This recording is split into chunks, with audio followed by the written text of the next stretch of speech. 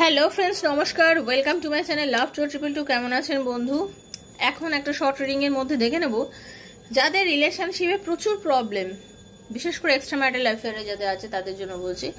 তো সেক্ষেত্রে দুজনও বিবাহিত হতে পারে, একজন বিবাহিত একজন অবিবাহিত হতে পারে। এই সব রিলেশনশিপের ক্ষেত্রে বা দুজনেই আনম্যারিড কিন্তু একজন আরেকজনের সঙ্গে রিলেশনশিপে আছে, মানে আপনার পার্টনার আরেকজনের সঙ্গে আছে বা আপনি আরেকজনের সঙ্গে আছেন, মানে কেউ একজন সিঙ্গেল আর কেউ একজন ডাবল রিলেশন। ওকে, তো এইরকম পজিশনে যারা প্রত্যেকদিন রিডিং দেখছেন তাদের কিছু কিছু মানুষের রিলেশনশিপ এত ঘোরালো এবং এত জটিল হয়ে রয়েছে, তাদের রিলেশনশিপের জন্য ইউনিভার্স কি গাইডেন্স দিচ্ছে।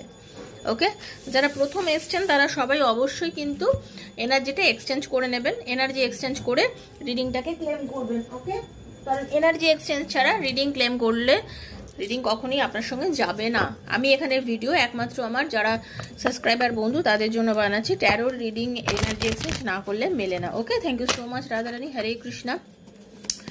দেখে নেবো যারা এরকম একটা ক্রিটিক্যাল কন্ডিশনের মধ্যে দিয়ে যাচ্ছেন তাদের জন্য ইউনিভার্স কি গাইডেন্স দিয়েছেন। Thank you. আরেকটা কার্ড চাই ইউনিভার্স। হরে কৃষ্ণা। আরেকটা card. Thank you and thank you. Hare Krishna.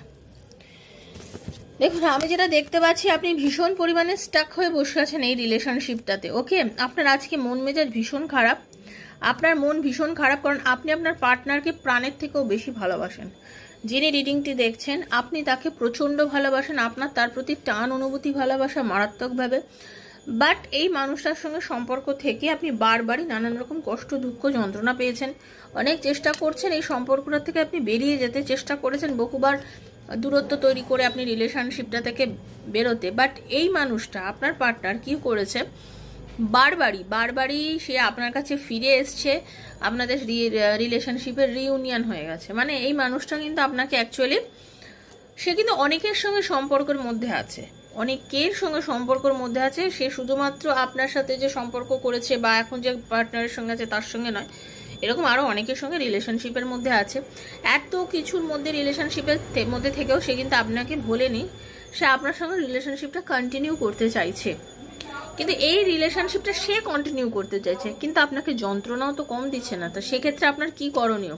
সেক্ষেত্রে ইউনিভার্স বলছে আপনি এখন যতটা সম্ভব চেষ্টা করুন নিজের কেরিয়ারে ফোকাস করতে, নিজের দিকে ফোকাস করতে। ওকে, মানে এখন আপনি তার দিকে এতখানি আর খেয়াল না করে নিজেকে চেষ্টা করুন নিজের কেরিয়ারের দিকে ফোকাস করে নিজেকে এগিয়ে নিয়ে যেতে। কারণ যত আপনি তার কথা ভাববেন আস্তে আস্তে কিন্তু আপনি নিজের এনার্জি লস করে ফেলছেন।